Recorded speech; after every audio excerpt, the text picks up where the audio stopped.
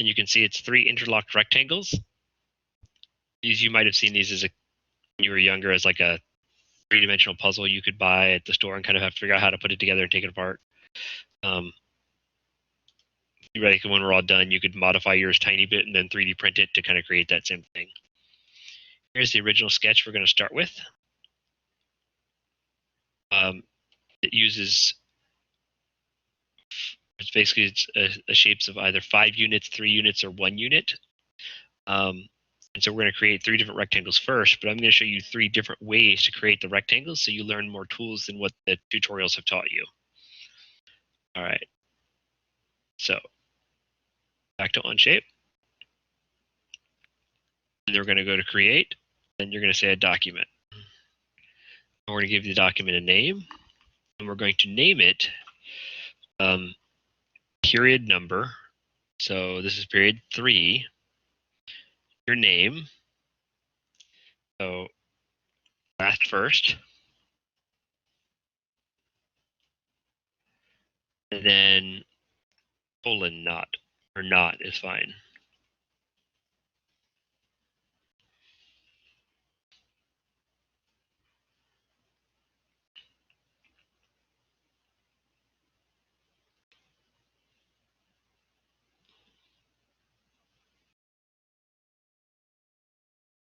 We're going to create by creating a shape on the top plane.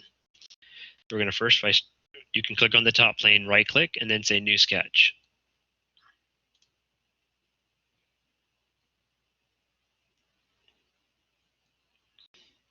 And this box here represents your sketch, so don't close this box. If you'd like to name your sketch, you could.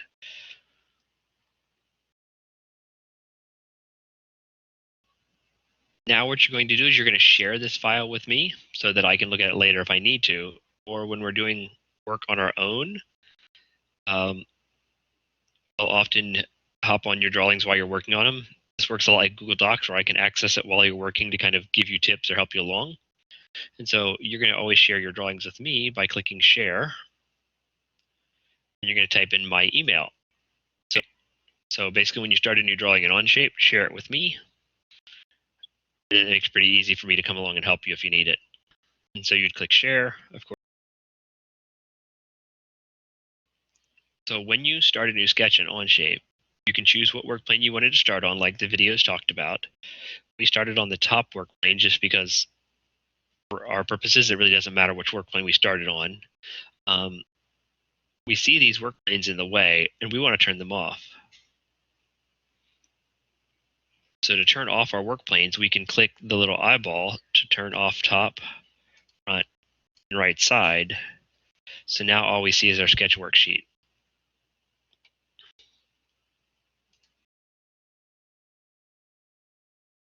Basically hid the sketches top, front, or the planes top, front, and right side because we don't want to see them in our way. Always leave your origin on unless you really know what you're doing and you don't want the origin there. The origin is 0, 0, 0. So I basically turned off my top planes on the side in my browser here. This is called the browser if you don't remember. And then I can click top, view my window straight on. Try and remember to do this with the trackpad. So as we're in our top work plane, viewing the sketch, I can zoom in and out. I kind of 2-finger up and down drag. If I want to orbit, I can right click, drag, or I'm holding down the right click button. If I get too far weird and I can't figure out how my drawing is, I can just go back over here and click top again, and it reorients me to the normal view. And if you need to do what's called pan, you can do that by doing control, right click, drag. So these are operations on a trackpad. If you're doing it on a mouse, it becomes much easier because on the mouse it's just right click, drag, and pan is wheel, click, drag. You just hold down the wheel part and you can click and drag to pan, and then you can zoom in and out the same way using the wheel.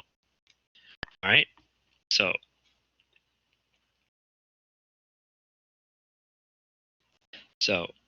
we're going to first start by drawing our first rectangle on the origin. So I'm basically going to click rectangle, click my origin, I let go of my mouse click, then drag approximately the right size I want it, and then I click again. And then it first gives me the option to type in the X dimension. So I wanted this to be 5, so I can just type 5, enter. And then when I click enter, it automatically moves to the Y direction, and then I can type 3, enter. Notice it turns black. It turns black because it means it's fully constrained. When part of a drawing is fully constrained, it means I can't adjust it anymore. And that was covered in your video. So give me just a minute, I'm not quite done yet. So we did a rectangle from the origin out to here, 5, enter, 3, enter. And we're going to do the same operation again, except I'm not going to put it on the origin. I'm just going to put it inside my other rectangle. So I'm going to click somewhere approximately where I think it should be in the picture, and drag up to the corner again, approximately where I want it to be. Click again. We said this one was going to be 3, enter, 1, enter.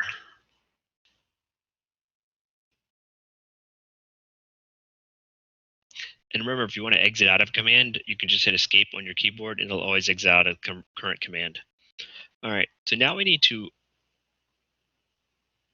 dimension the inner rectangle related to the outer rectangle. So to do that, we're going to use this dimension tool. So we click dimension. And if you ever want to know how the tool works, if you roll over it long enough, you'll first get the title pop up, and then you'll get the direction pop up. So it says,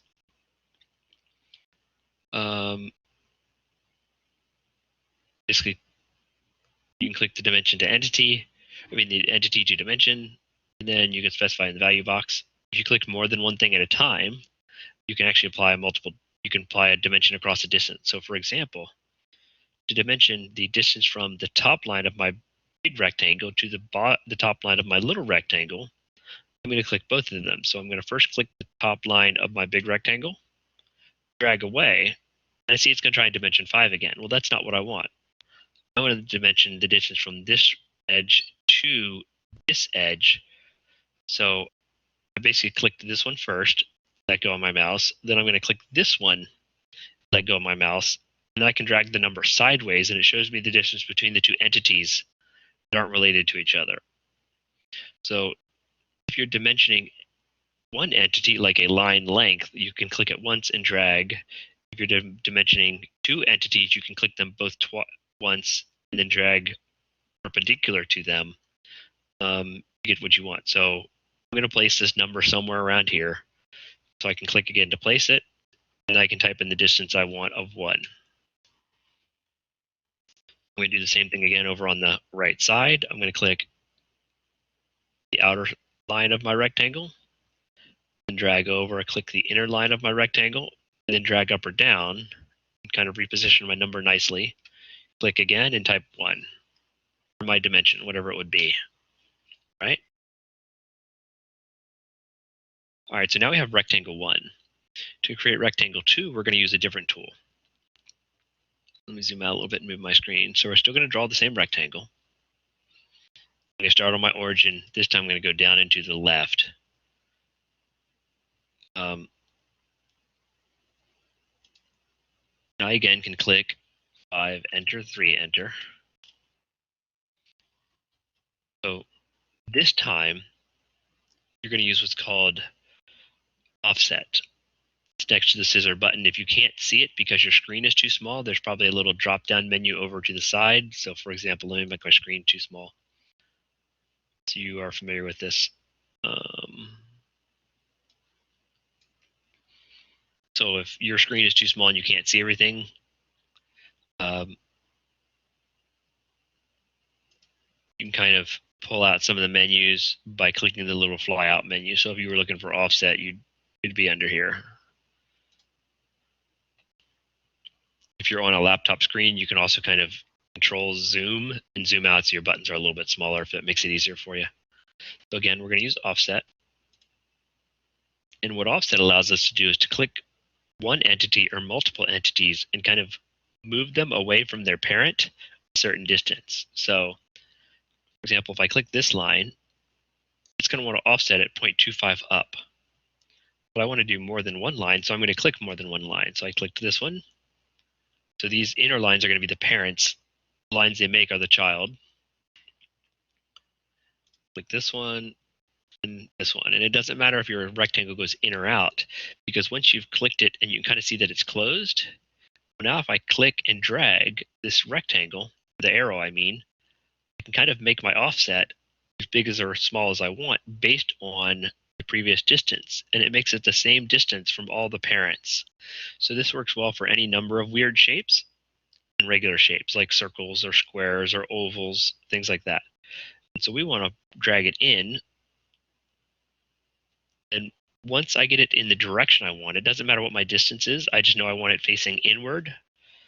Click once more, and then it gives me my dimension box, and I can type 1. So this is a much faster way.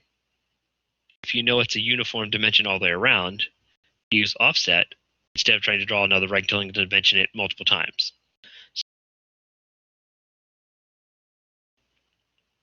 The last rectangle, we're going to use what are called constraints. So constraints kind of allow us to define shapes instead of by size, but instead by geometry. And sometimes that has benefit.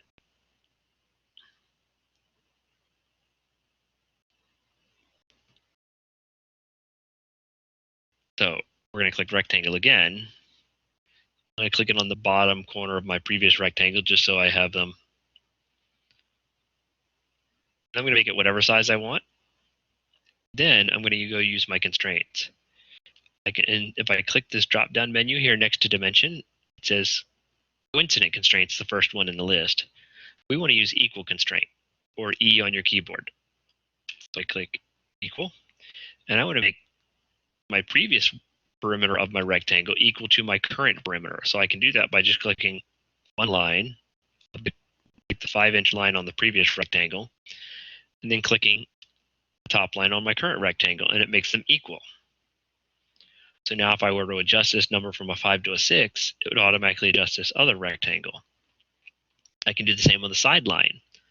I can say the 3-inch line on the side of my rectangle, click, and the equal constraint's still on because it's highlighted blue up top. So I click line 1, click line 2. And notice it went from blue to black because it's fully constrained. Because we know its start point, and we know the distance of line A and line B. It's a rectangle, so therefore lines A and B are parallel to lines B and C.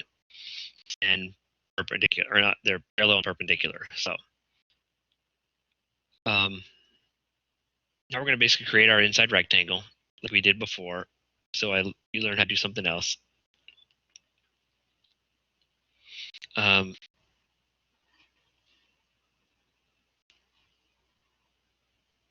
me move this out a little bit. I'm going to make it a little bit smaller. So this is,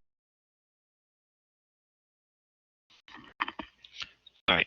Now I'm going to show you 2 different ways to use the midpoint constraint.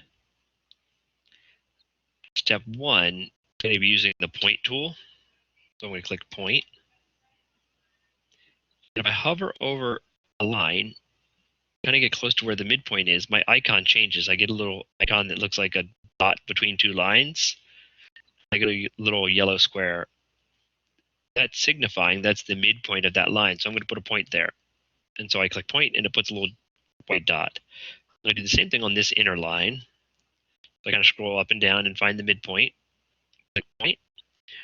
And I can actually tie those 2 midpoints together with a constraint.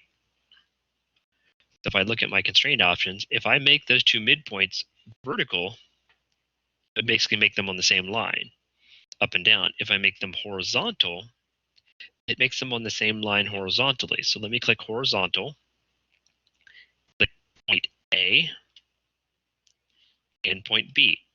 So now what it did is it made them on an imaginary horizontal plane together. So if I hit escape, I can kind of click and drag. I can see that if I drag this line, the points kind of always stay horizontal to each other.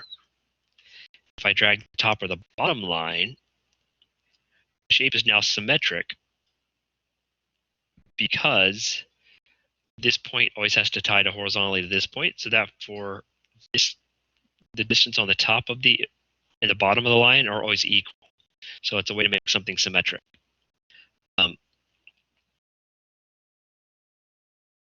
All right. So another way to do a similar type of constraint, instead of using the point method, is to just use a construction line. So to do that, I'm going to click line. I'm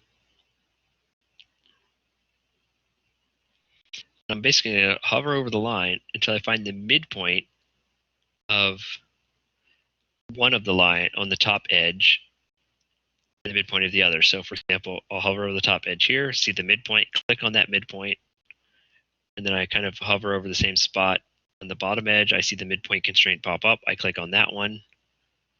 Let me hit escape. If I click my right click on the line, you can turn it to a construction. That makes it dotted. So it doesn't show up when we go to the next step later. So if you don't want lines to show up later, you can make them construction lines. So now I drew a line from the midpoint of line A to the midpoint of line B, made a construction, and now I'm going to make it vertical. So if I click vertical, the line is already highlighted, it'll automatically snap to vertical. I do it again, let me escape and then do it again. Or I can click the tool first. I can go click vertical, then click the entity I want to make vertical, and then you see it dimensions, it makes it vertical. Now what that did is that kind of basically did the same thing the point method did previously, by kind of skipping maybe half a step, because we see now it's symmetric about the horizontal and symmetric about the vertical. Oops. Now I can use that equal constraint again.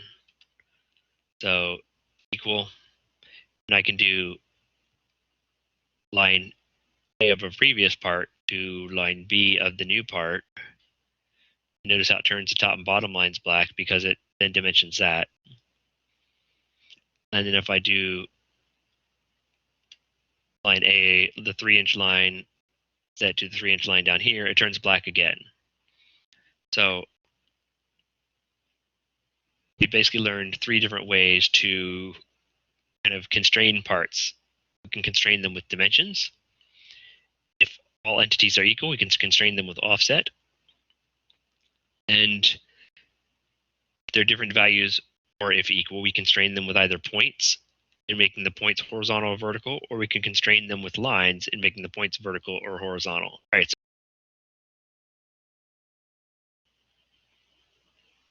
now that you have your shapes and you know they're closed, you can tell they're closed by the fact that they're kind of grayish looking compared to the outside, which is white.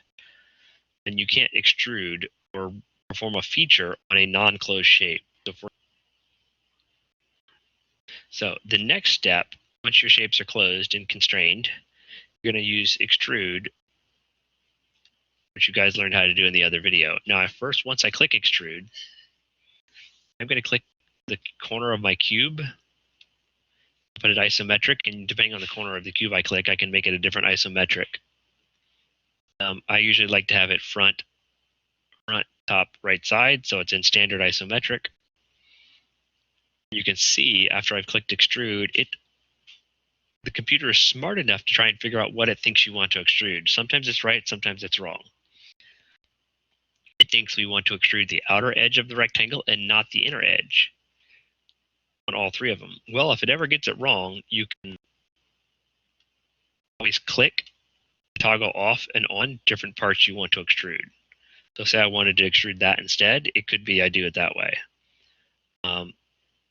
Maybe I wanted to extrude one complete rectangle and then a rectangle with holes in it. So you can kind of click on the different shapes to close or open that extrusion. Your goal being, of course, you want to extrude all 3 rectangles with the holes in them. We're going to extrude them up a depth of 1 inch. And so when you extrude something, you do have some options. You can do blind, you can do symmetric, so they kind of go up and down. Blind is either up or down. And we can get some of these other ones later on when we get more complicated. We're just going to do a blind. We're going to go a depth of 1 inch. And by saying new, it's going to make each one of these shapes a new item. So I click OK. When I do that, I see I have parts 1, 2, and 3. So now I have 3 separate parts based on the 3 pieces I drew. All right, so we are now done within the Part Studio part. The Part Studio in Onshape is kind of like our Lego box. It's kind of where we put all our parts in. You can create more than one Part Studio if you need to, if you start making really complicated items. Assembly is where we put stuff together. So now we're going to go to the Assembly tab. And if you don't see an Assembly tab down on the bottom of your screen, you can click the little plus icon and say Create New Assembly. If you already have the Assembly icon, so when you click the Assembly icon, you're going to go to Insert. And since we currently have that other document open, it shows up as current. And then we can just click Part Studio because we want to import all 3 parts and not just the parts individually. So we can select Part Studio, and it brings them all in. And I can either just click Enter, and it will place them on my screen at 0, 0, 0, or I can click where I want them to go on my screen if I don't want them to be centered on the origin. So I would just click Enter.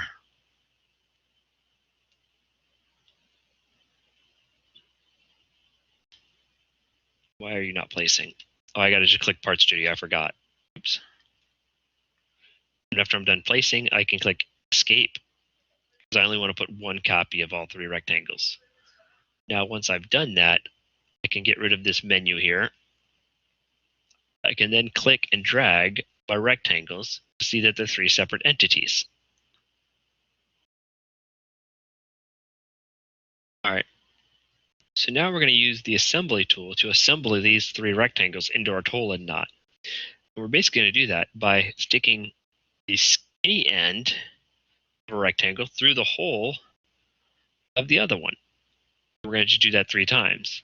Before we do that, we want to fix one rectangle so it doesn't move around. Because if you're trying to assemble something while it's moving, it's kind of like you trying to assemble things up in the air in your hand when you get really, for example, if you were building with lots of Legos and you always had to hold one piece in your hand while you assembled things to it, it gets complicated because you can't always orient the piece because it's in your hand. So sometimes you might need to put it down on a table. So that operation is called fix. So whenever you bring in a part to do an assembly, you want to kind of choose one part that you think is probably not going to move in the assembly, right-click on it, and say fix. What that does is you can see it puts a little symbol next to it. It indicates it's fixed. Now I can't click and drag it. It says, nope, you can't do that. It's nailed down. Whereas the other ones, I can still click and drag.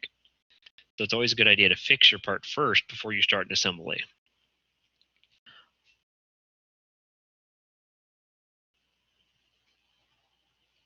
All right, so now we're going to get in what are called mates. Mates determine your degrees of what are called degrees of freedom, basically how well you can move one thing around another.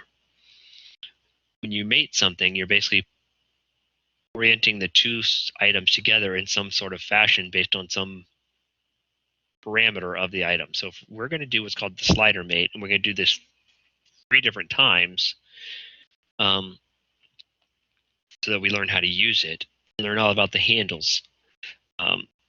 Theoretically, the fasten mate is the fastest, but it doesn't allow as much movement, and sometimes you want movement. So we're going to click slider mate. What we're basically going to do is we're going to be able to slide this rectangle here into the hole of our previous piece. So to do that, we're first going to kind of hover over this rectangle. And I can see that as I hover over the edge, depending on where I hover over, and I might want to zoom in on it, I get a little, the surface turns yellow on the outer edge. I get a little handle that pops up that has a red, a green, and a blue line. So red is, and these of course indicate to your Cartesian coordinate. So if I roll over something, you can see, for example, if I'm on the top plane, red lines up with X, green lines up with Y, and blue lines up with Z. If I roll over something on the side plane, indications change because it's all about the relationship of this surface to its own X, Y, and Z. So what I want to do is I want to click on this rectangle here. And I'm basically going to line up the center of this rectangle.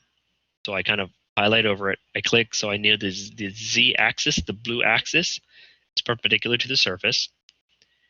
And I see it kind of clicked it, turned it yellow or orange, depending on what your screen looks like. And I can kind of see a shadow of my handle that's still there. And then I'm going to pan over, Control, right click, drag. I'm going to click on my top surface, and I see my handle pops up. And I basically want to line up the blue axes or handles together. So I basically want to put the center of my gray rectangle in the center of my blue rectangle. So I'd click center icon. And once I do that, it automatically lines the two blue lines up, right? This obviously doesn't look right because one piece is turned sideways. So what we want to do is we want to do what's called reorient the secondary axis. The z-axis is the primary axis. The secondary would be the x and the y. So as I click that, you can see it flips the x and the y. So I can kind of rotate things in space by clicking that reorient second axis. If it ever puts it so the z's are facing the opposite direction instead of the same direction, that's called primary axis, and I can flip those around. So I want it so that the z's are going the same direction and the rectangle fits inside the other rectangle. So I'll say green check OK. And now if I escape out of mate and click my gray rectangle, I can actually drag it up and down inside my blue rectangle because remember we clicked mate and we clicked the centers. So basically we lined up the centers of the rectangle so they always stay in the exact same axis. So I can drag them up and down. That's as far as I can do. I can drag basically forever up or down, keep them out of alignment.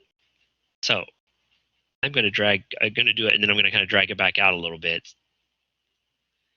If I ever want to see my shape zoomed out, if I click my home key again, my corner axis, it zooms out to see the whole view.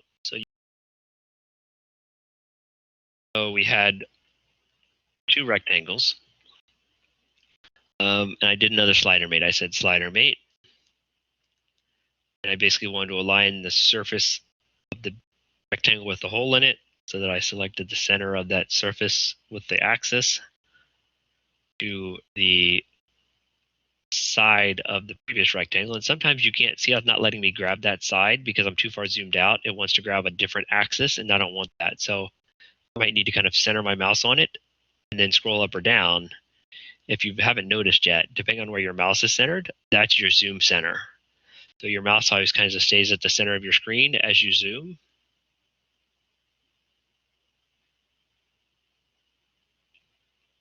All right, so I'm going to zoom in on this one. Oops, I didn't mean to click. So again, I find the center handle of that surface with the blue line facing perpendicular to the surface. Click, and it snapped the two together. Sometimes, of course, I need to reorient. Sometimes I don't. Right click OK. Escape to get out of my mate option. And now, of course, I can see that I can drag it back and forth because the two are kind of sliding around each other. All right, so for the last step, we're going to do the exact same thing again. We need to take the skinny rectangle surface of the dark blue one and stick it through the hole of the gray one. Now, it won't let you do it by sliding it together, but it's kind of like applying a mathematical constraint or a formula. Once you've clicked it, it'll automatically go for it. And sorry for the noise in the background. So again, I say slider. I can click either rectangle first. It really doesn't matter. So the inner circle of the gray rectangle or inner square, and then zoom in maybe to make sure I get the center of the blue rectangle. And now it pops it over there because I'm only dealing with these two entities. Right now, it's not thinking about the light blue rectangle. Again, if you need to, you shouldn't need to orient because it should only be one mathematical way to solve this problem now. You can either click OK, or if you want to see it in current situation, before you click OK, you can say solve. And what that does is say, well, if we've applied constraint mate 1, applied constraint mate 2, and then applied constraint mate 3 is solved, this is what it would look like before you click OK. So it gives you the option to kind of say, okay, yes, that's what I wanted. So when you're all done, you should have your interlocking 3 rectangles called a Tolan knot. All right. So